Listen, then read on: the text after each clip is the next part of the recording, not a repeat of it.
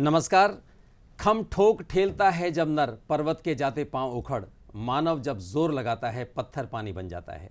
जी हाँ दोस्तों, हम बात कर रहे हैं श्रम और श्रमिक की। ये श्रम कहाँ से शुरू होता है? श्रम तो आप और हम सब करते हैं, लेकिन हम उस श्रमिक की बात करते हैं जो व्यावसायिक है, जिसकी आजीविका श्रम से चलती है। सही मायने में फैक्ट्रियों, औद्योगिक घरानों के साथ में जो श्रम करते हैं वही वास्तविक श्रमिक होते हैं। और हम उन्हीं श्रमिकों की आज बात करने जा रहे हैं।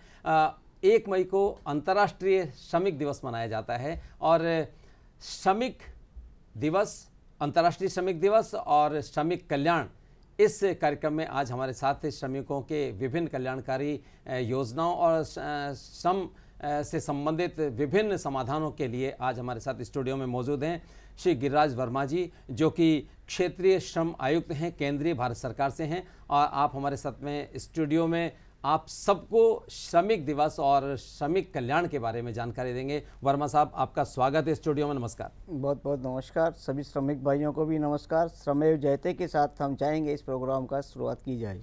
जी वर्मा साहब, बात जब श्रमिक और श्रम की आती है तो सही मायने में, जैसा कि मैंने अभी कहा कि श्रम तो हम सब करते हैं, लेकिन श्रमिक की बात की जाती है तो उन लोगों से आशय लिया जाता है जिनको उस श्रम के बदले में कुछ मिलता है। तो खास करके हम अगर ये माने तो श्रमिक दिवस की शुरुआत कहाँ से आप मान सकते हैं? श्रमिक दिवस की शुरुआत का इतिहास बहुत पुराना है जी। श्रमिक दिवस कैसे शुरू हुआ, श्रम आंदोलन कैसे शुरू हुआ? सर्वप्रथम अमेरिका के अंदर कुछ श्रमिक लोग आपस में इकट्ठे हो गए और एक श्रम संगठन की जैसे कार्य करने लगे। 8 घंटे से 12 घंटे 14 घंटे तक उनसे श्रम लिया जाता था। तो धीरे धीरे उनके अंदर एक भीतर आक्रोश उमड़ा और वो आक्रोश 1 मई 1886 को एक आंदोलन में परिवर्तित हुआ। उस आंदोलन के अंदर हजारों श्रमिक बाहर सड़कों के ऊपर इकट्ठा हो गए और उस सड़कों में आंदोलन के दौरान एक ज़बरदस्त बम विस्फोट हुआ। वो किसका बम विस्फोट किसने किया आज तक उसका पता नहीं लगा। उस बम विस्फोट में कई श्रमिक मारे गए। उस श्रमिकों के मारे जाने से उस श्रमिक एकता को एक अवसर बनाने के लिए सन 1819 से 1 मई को ये श्रमिक दिवस के रूप में अंतर्राष्ट्रीय श्रम दिवस मनाया जाता है, जो कि विश्व के सभी देश इसको मनाते हैं। जी। तो अगर हम बात करें कि ये तब से लेके अब तक चल रहा है, आज भी हम इसको मनाते हैं 1 मई को सर। और तो ये जो श्रमिक दिवस मनाया जाता है सर, तब से अब तक क्या क्या हम इसमें चेंजेस पाते हैं, क्या क्या परिवर्तन हम पाते हैं? देखिए, उस आंदोलन के बाद में श्रमिक के बारे में हर इंसान, हर देश को सोचने पे मजबूर होना पड़ा, हर सरकार को सोचने के लिए मजबूर होना पड़ा कि ये श्रमिक क्या है। और 1886 के बाद में श्रमिकों के लिए बहुत सारी कल्याणकारी योजनाएं शुरू हुई। सने सने उसके बाद में ILO, अंतर्राष्ट्रीय श्रम संगठन का गठन हुआ, जिसका मुख्यालय भी शिकागो के अंदर, जेनेवा के अंदर रखा गया। और ILO इस बात को सुनिश्चित करता है कि वर्ल्ड के अंदर कहीं भी श्रम और श्रमिकों का शोषण नहीं हो, और उसके लिए अलग अलग नियम बनाए गए, अलग अलग हर देश ने कानून बनाए गए और उसके लिए कई नियमों की अनुपालना की, कई नियमों का गठन किया गया श्रमिकों के तहत। अब भारत की बात करते हैं। अंतर्राष्ट्रीय श्रमों की बात करने के बजाय भारत की करें। भारत के अंदर ब्रिटिश काल के अंदर से तब से भी श्रम नियम बने गए। ब्रिटिश काल के अंदर भी श्रमिकों का बहुत शोषण होता था। श्रमिकों को न्यूनतम कोई मजदूरी नहीं दी जाती थी। श्रमिकों के कार्य का कोई समय नहीं होता था। श्रमिकों को कार्य के एवज में क्या मिलना चाहिए उसका कोई तय नहीं था। आपने ताजमहल की कहानी सुनी होगी या पहले राजा महाराजाओं की कहानी सुनी होती। राजा महाराजा अपने किलों का निर्माण करते थे, ताजमहल का गठन हुआ। उनको क्या मिलता था? उनको उस कार्य के बदले में मात्र खाना मिलता था, अनाज मिलता था। और राजा या कोई देश का राजा खुश हुआ तो उसको ज़मीन का टुकड़ा दे देता, लेकिन कभी भी उस श्रम की कीमत उसको कभी नहीं मिलती। इस चीज़ों को जब समझा गया, श्रम संगठन जब बने, उसके बाद के अंदर संविधान के अंदर, जो ब्रिटिश संविधान था उस समय भारत में भी लागू, उसके तहत श्रम नियमों का गठन होने लगा। सन 1936 के अंदर हमारे आज़ादी से पहले पेमेंट ऑफ वेजेज, वेतन भुगतान अधिनियम 1936 का गठन हो गया था। उसके अलावा धीरे धीरे श्रम नियमों में जैसे जैसे श्रम की आवश्यकता मिली, श्रमिकों के शोषण को जांचा गया, कई श्रम संगठन बनाए गए, कई कमेटियों का गठन किया गया। उसके आधार पर ये श्रम नियम बनते गए और श्रमिक अधिनियमों का निर्माण होता गया। सर, ये मिनिमम वेजेस की जब बात आती है श्रमिकों के लिए खास करके, तो इसमें केंद्र के कुछ मापदंड होते हैं, राज्य सरकार के कुछ मापदंड होते हैं, तो ये अंतर जो हम देखने को मिलता है, क्या इसका दुष्प्रभाव बेचारे उन श्रमिकों पर नहीं पड़ता है? निश्चित रूप से पड़ता है। न्यूनतम वेतन अधिनियम का गठन 1948 के अंदर किया ही गया, इसीलिए गया था जी। क्योंकि पहले जैसे मैंने आपको बताया, राजा ने अपने यहाँ श्रमिक रखे, किसी भी नियोजक ने अपने यहाँ श्रमिक रखे, मालिक ने अपने यहाँ श्रमिक रखे, कोई तय नहीं था कि किसको कितनी मजदूरी दे दी है, उसका कोई मापदंड नहीं था। सन 1948 के अंदर संविधानिक तौर पर न्यूनतम वेतन अधिनियम 1948 को बनाया गया, जिसके अंदर श्रमिकों को क्या वेतन मिलना चाहिए, कितने उसके कार्य के घंटे होने चाहिए, कितने घंटों के बाद में उसको ओवर टाइम मिलना चाहिए, और अगर उसको न्यूनतम वेतन नहीं मिला तो उसके लिए उसको क्या लाभ, उसके वो कहाँ पे अप्रोच कर सकता है, ओवर टाइम नहीं मिला तो वो कहाँ पे अप्रोच कर सकता है। ये सब न्यूनतम वेतन अधिनियम के तहत प्रावधान दिए गए। और न्यूनतम वेतन अधिनियम के तहत अगर नियोजक द्वारा उसकी पालना नहीं की जाती है तो उसके लिए पनिशमेंट का भी, सजा का भी प्रावधान रखा गया। अब मान लो कोई श्रमिक काम कर रहा है, इसके अंदर अगर किसी को न्यूनतम वेतन नहीं दिया जाता है तो श्रमिक को स्वयं को या उसके कोई प्रतिनिधि हो या कोई ट्रेड यूनियन हो, वो हमारे यहाँ जैसे कंट्रोलिंग अथॉरिटी होती है, प्राधिकारी जिसको बोलते हैं, उसके यहाँ दावा दायर कर सकता है, जिसके अंदर ये प्रावधान है कि अगर 1 रुपया भी कम दिया जाता है तो उसकी 10 गुना पेनल्टी, 10 गुना मुआवजा श्रमिक को दिलाया जा सकता है। तो ये श्रमिक के पास में, श्रम के पास अधिकार है कि वह स्वयं अपना दावा पेश कर सकता है, किसी ट्रेड यूनियन के माध्यम से दावा कर सकता है, अपने किसी जानकर के माध्यम से दावा दायर कर सकता है। सर, ये मिनिमम जो मजदूरी है आपने बताया, ये कितनी वर्तमान में होती है कि इतना तो उसको मिलना ही चाहिए? क्योंकि कई बार सामने आता है कि राज्य सरकार कुछ देती है, केंद्र के कुछ मापदंड अलग होते हैं, तो ऐसी स्थिति में एक कंट्रोवर्शियल हो जाता है कि राज्य सरकार की दी जाए या केंद्र सरकार की दी जाए, तो क्या कहेंगे? ये आपका प्रश्न बिल्कुल उचित है और इसके अंदर अभी भी बहुत ही मतभेद है। न्यूनतम मजदूरी, मैं आपको पहले ये बता दूं कि न्यूनतम मजदूरी कैसे तय की जाती है। जी। न्यूनतम मजदूरी जो तय करने का मापदंड है वो ये होता है कि एक श्रमिक को कम से कम 1600 कैलोरी भोजन मिले, उसके परिवार में 5 व्यक्ति को माना गया तो उनको प्रत्येक परिवार के को 1600 कैलोरी का भोजन हो, उसको कपड़ा मिले, उसको शिक्षा मिले, उसको स्वास्थ्य के लिए सुरक्षा मिले। इन सब के मापदंड को देखते हुए कंज्यूमर इंडेक्स प्राइस जिसको हम बोलते हैं, उसके आधार पर मजदूरी नियत की जाती है। लेकिन हमारे यहाँ क्या होता है कि केंद्र सरकार और राज्य सरकार दोनों के अलग अलग न्यूनतम मजदूरी है, जिसके अंदर बहुत अंतर है। राज्य सरकार अपने राज्य के कंज्यूमर इंडेक्स के अनुसार न्यूनतम मजदूरी का गठन तय करता है।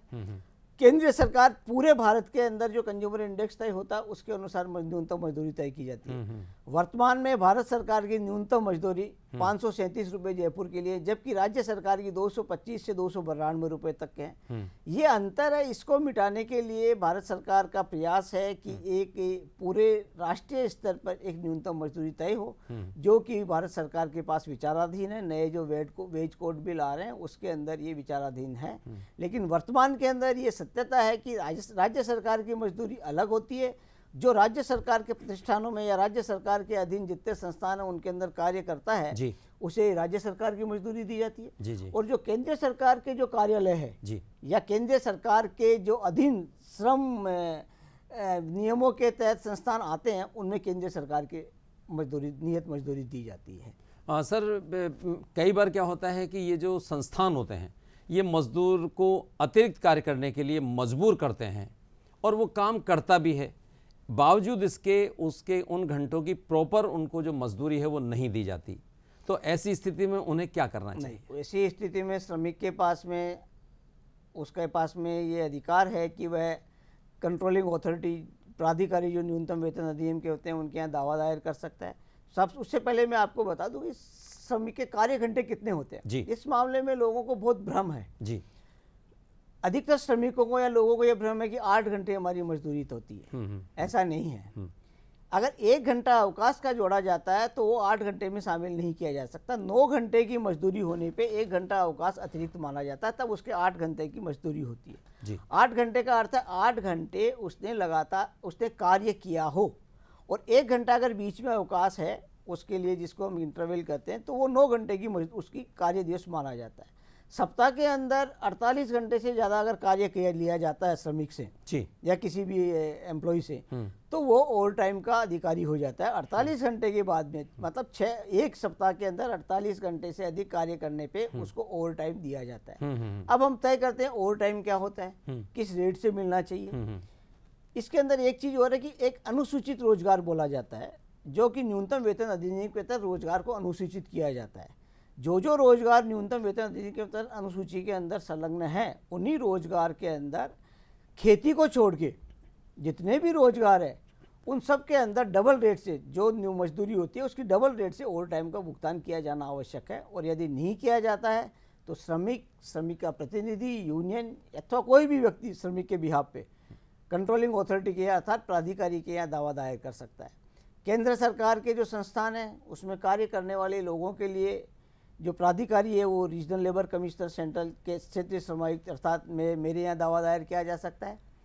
और राज्य सरकार के लिए जहाँ भी श्रम विभाग के दफ्तर कार्यालय है वहाँ पर जॉइंट लेबर कमिश्नर, प्रादेशिक श्रम आयुक्त होते हैं, उनके यहाँ दावा दायर किया जा सकता है। हाँ सर, ये तो दावे प्रस्तुत करने वाली बात होगी। अब हम श्रमिक की बात करें तो श्रमिक एक तो वो है जो फैक्ट्रियों में और औद्योगिक घरानों में काम करते हैं, एक श्रमिक वो भी है जो छोटे ठेकेदारों के साथ काम करते हैं, और एक श्रमिक वो भी है जो घर पे काम करते हैं। देखिए, अगर आप श्रमिक की बात करेंगे तो जो भी पैसा लेके श्रम करता है या किसी नियोजन और नियोजित के अंतर के तहत काम करता है, वो हर आदमी श्रमिक है जी। चाहे वो घर में काम करने वाला अपने वर्कर हो जी, जिसको हम घरों में काम करने वाले बोलते हैं, डोमेस्टिक वर्कर। तो कानून सभी के लिए एक ही होंगे सर या अलग अलग हो सकते हैं? सबके लिए कानून अलग अलग है। जी जी। जैसे घरों में काम करने वालों के लिए राजस्थान सरकार में जहाँ तक मुझे ध्यान है अभी कोई कानून नहीं है, जबकि कर्नाटका गवर्नमेंट, महाराष्ट्र गवर्नमेंट और कई राज्य सरकारों ने कानून बना दिए हैं। जी।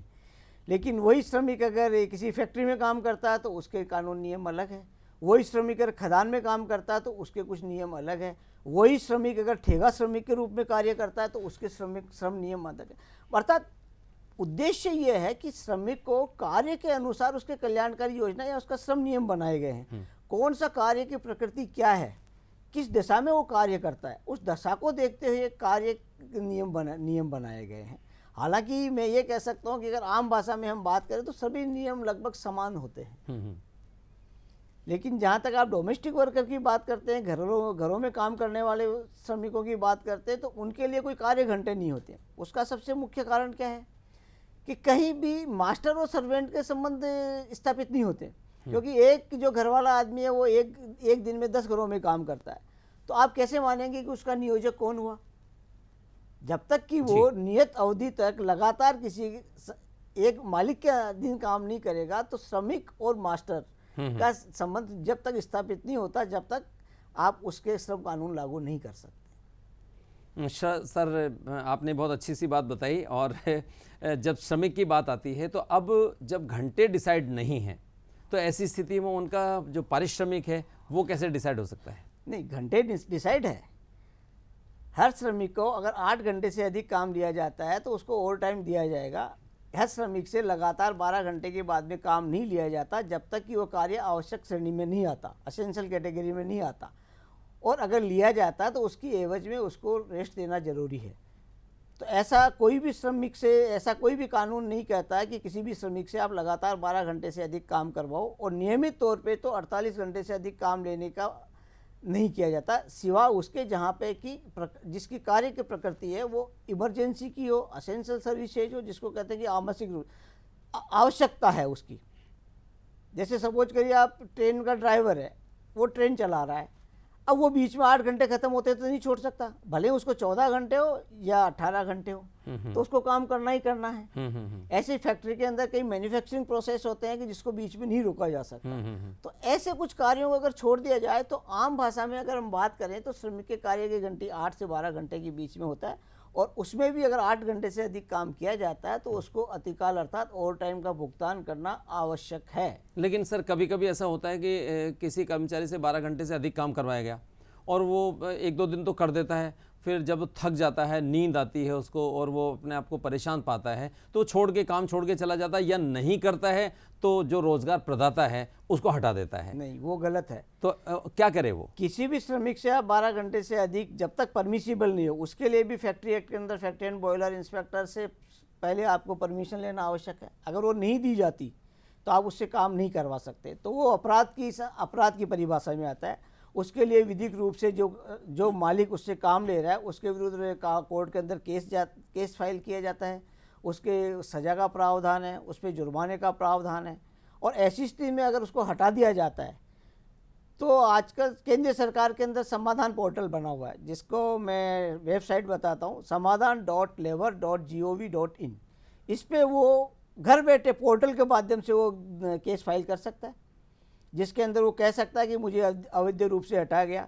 क्योंकि नौकरी से हटाना मालिक का अधिकार नहीं माना जा सकता जब तक कि वो इंडस्ट्रियल डिस्प्यूट एक्ट, जिसको कहते हैं औद्योगिक विवाद अधिनियम, उसकी अनुपालना नहीं कर लेता है। हमने कई बार देखते हैं कि मालिक और श्रमिक में विवाद होने से किसी कारण से, थोड़े से विवाद के कारण श्रमिक को हटा दिया जाता है, वो गलत है। औद्योगिक विवाद अधिनियम श्रमिकों को इस बात की पूर्ण रूप से सामाजिक सुरक्षा प्रदान करता है।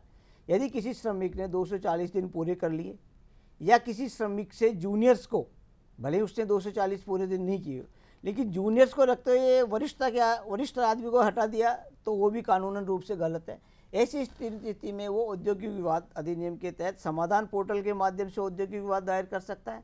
श्रम समझौता अधिकारी अवस्था किसी भी लेबर कमिश्नर के यहाँ केस दायर कर सकता है, और उस दावे की सुनवाई के दौरान अगर ये पाया जाता है कि ये गलत है, तो उसको पिछले बैक बेनिफिट से ट्रिब्यूनल न्यायाधिकरण उसको पूर्ण सेवाएं के आदेश देता है, बशर्ते कि वो उसका जो दावा है वो सही हो। सर, श्रमिक की जब बात आती है तो कुछ तो घराने इस तरह के हैं जहां पर श्रमिक का पूरा लेखा जोखा रखा जाता है, और कहीं पर तो श्रमिकों का पूरी एक हुजूम 10-12 कहीं से पकड़ लाते हैं, उनसे श्रम करवाते हैं, उनको छोड़ देते हैं और फिर उनको दूसरे दिन ले आते हैं। लगातार ही सिलसिला चलता रहता है। तो कैसे वो श्रमिक अपने आप को एक नियोजित श्रमिक के रूप में महसूस करे, और इसके लिए क्या कोई प्रावधान है कि अगर कोई श्रमिक के फैक्ट्री में आता है तो फैक्ट्री की ये जिम्मेदारी बनती है या औद्योगिक घराने की जिम्मेदारी बनती है कि वो उसका नाम लिखे और बाकायदा उसको रेगुलर करे?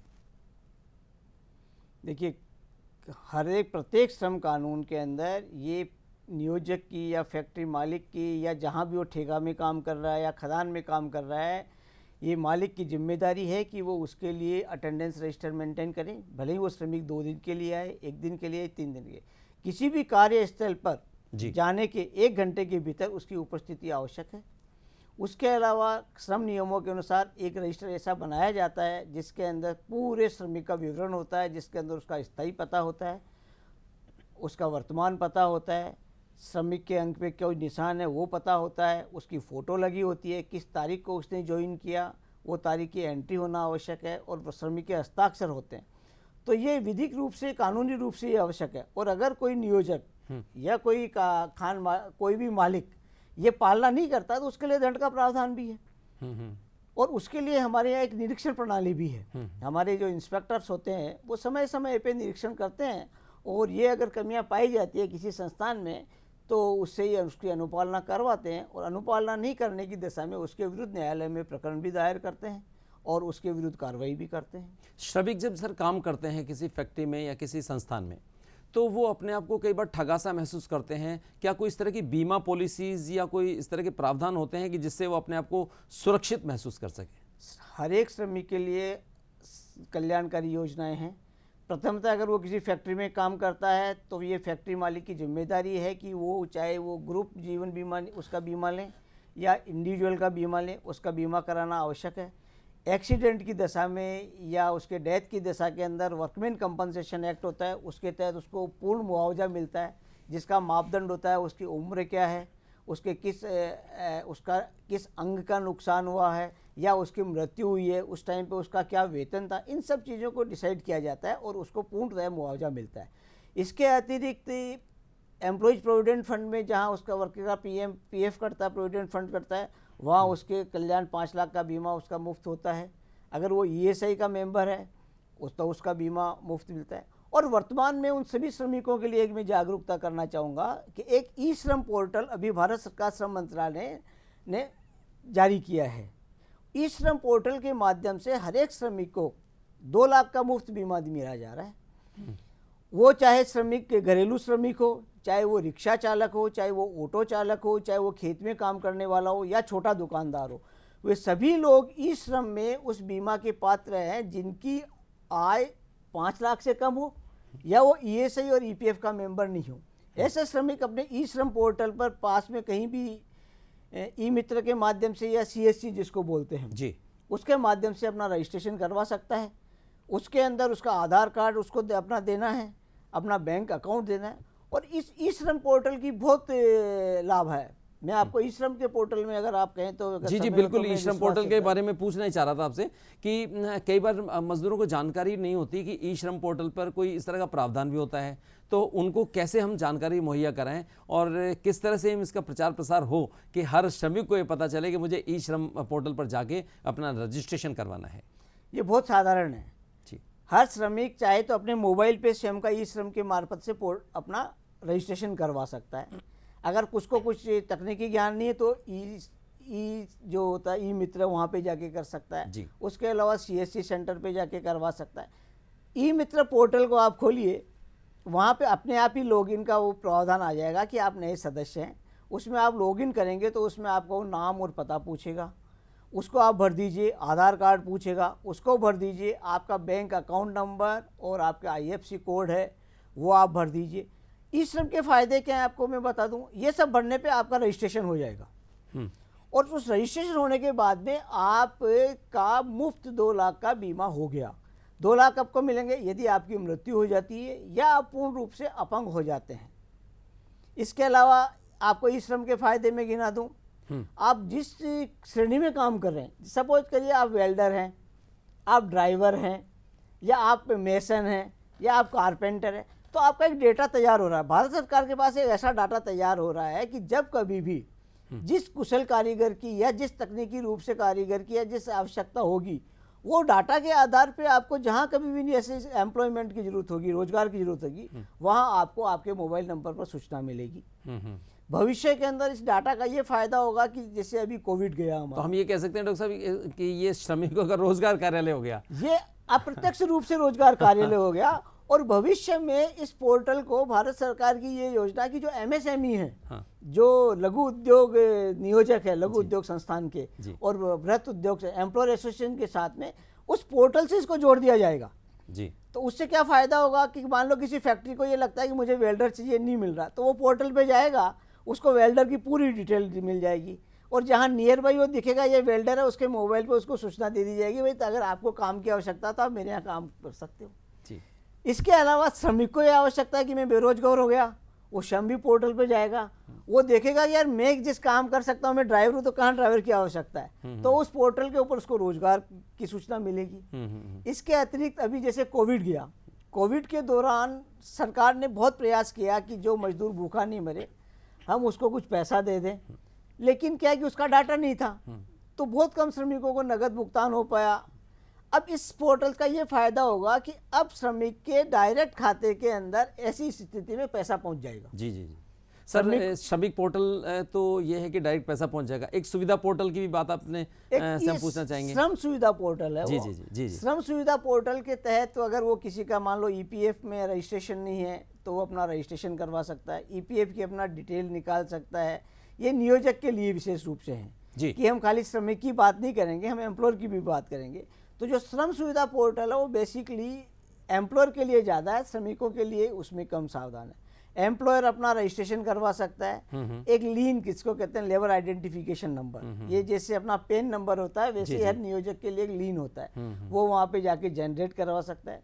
पहले क्या होता था कि विभिन्न श्रम कानूनों के तहत एक एम्प्लॉयर को 10 जगह रिटर्न भरने होते थे, अब उन सबको कंसोलिडेट कर दिया, एक कर दिया गया। अब उसको वर्ष में एक रिटर्न भरना है जी। नहीं तो पहले नियोजक परेशान होता था, एक मंथली रिटर्न भरना है उसको, एक क्वार्टरली भरना है, एक हाफ ईयरली भरना है। अब इन सबको बंद करके एक रिटर्न भर दिया, तो ये उसके लिए बहुत बड़ी सर समाधान पोर्टल और पीजी पोर्टल की भी हम सुनते हैं श्रमिकों के लिए खास करके, तो इन संदर्भ में हम क्या कहना चाहेंगे? समाधान पोर्टल अलग है, पीजी पोर्टल अलग है। समाधान पोर्टल वो पोर्टल है अगर मान लो आपको नौकरी से हटा दिया गया, आपकी सेवाओं किसी फैक्ट्री द्वारा किसी फैक्ट्री द्वारा, किसी भी मालिक द्वारा जी। अब उसमें फैक्ट्री भी शामिल है, खान भी शामिल है, पब्लिक सेक्टर अंडरटेकिंग का एम्प्लॉय भी शामिल है, बैंक में जो काम करते हैं कॉन्ट्रैक्ट लेबर या वो भी सब शामिल है। जितने भी जो एम्प्लॉय की डेफिनेशन में आते हैं, जो वर्कमैन कैटेगरी में आते हैं, मतलब श्रमिक की कैटेगरी में आते हैं, वो सब समाधान पोर्टल के माध्यम से अपनी सेवा मुक्ति का विवाद उठा सकते हैं। और समाधान पोर्टल के माध्यम से कोई भी यूनियन या 7 से अधिक समूह का संगठन समाधान पोर्टल के माध्यम से लेबर की डिमांड्स को उठा सकता है। जरूरी नहीं उसको सेवा से उठाया। मान लो आपको आपके संस्थान के अंदर से जनरल सामान्य सुविधाएं नहीं मिल रही है, आपके साथ अनफेयर लेबर प्रैक्टिस हो रहा है, प्रताड़ित किया जा रहा है, या कोई भी जो कार्य की दशाएं वो अच्छी नहीं है, तो समाधान पोर्टल के माध्यम से औद्योगिक विवाद उठाया जाएगा। वो जैसे ही औद्योगिक विवाद उठाया जाएगा, जो श्रम अधिकारी होगा, जो कंसिलिएशन ऑफिसर होगा, वो नोटिस जारी करेगा, उसमें सुनवाई करेगा और उसमें समाधान पीजी पोर्टल के बारे में और हम चाहेंगे, क्यों हमारे पास समय कम है, पीजी पोर्टल की जानकारी और आप दीजिएगा प्लीज। पीजी पोर्टल, पीजी के नाम से पब्लिक ग्रीवांसेज। जी जी। तो आपके कोई भी श्रम संबंधी कार्य के नियोजन संबंधी अगर कोई मान लो आपकी समस्या है, तो एक पीजी पोर्टल आप जाके और उसके अंदर अपनी शिकायत दर्ज करवा सकते हैं। उस शिकायत का प्रयास ये रहता है कि 30 दिवस के अंदर निपटारा हो जाए। सर तो एक चीज, पीजी पोर्टल का ये सबसे अधिक फायदा है कि आप पीजी पोर्टल के अंदर अपनी शिकायत दर्ज कराते समय ये विशेष रूप से ध्यान करें कि अपना पूर्ण विवरण दें। अधिकतर हमने देखा है, मैं थोड़ा मुख्य जो आवश्यक है, अधिकतर हम देखा है श्रमिक अपना मोबाइल नंबर और ईमेल आईडी नंबर और नियोजक का ईमेल आईडी नंबर सही नहीं देता। उसके कारण से उसमें सूचना का अभाव होने के कारण उसको राहत नहीं मिल पाती।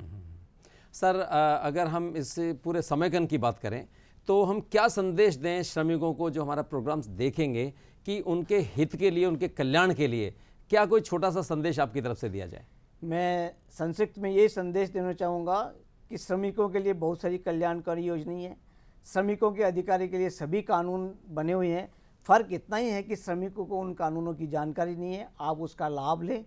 गूगल के ऊपर जाइए, यूट्यूब पे जाइए, हमारे नंबर उस पर मौजूद हैं। श्रम सुविधा पोर्टल, पीजी पोर्टल, ई श्रम सुविधा पोर्टल के माध्यम से आप अपनी शिकायत दर्ज करवाएं और कभी भी अपने शोषण को स्वीकार नहीं करें।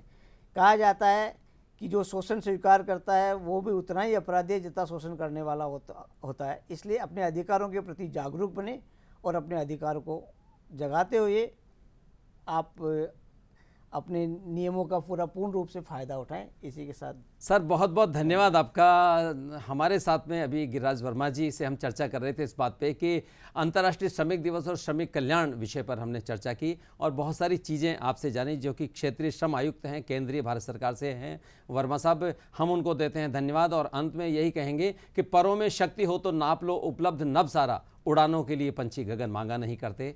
नमस्कार।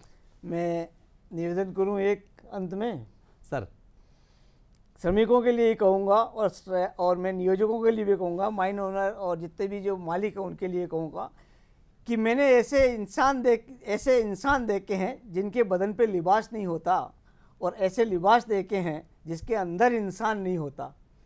कोई हालात नहीं समझता तो कोई जज्बात नहीं समझता, और ये अपनी अपनी समझ होती है कि कोई कोरा कागज़ पढ़ लेता है तो कोई पूरी किताब नहीं समझता। सर बहुत खूबसूरत सी बात आपने कही कि कोई पूरा कोरा कागज़ नहीं समझता तो पूरी किताब पढ़ लेता है, और हम समझते हैं कि आपसे इस मुलाकात के बाद पूरी की पूरी किताब श्रमिक हमारे पढ़ेंगे। आपका बहुत बहुत शुक्रिया, धन्यवाद।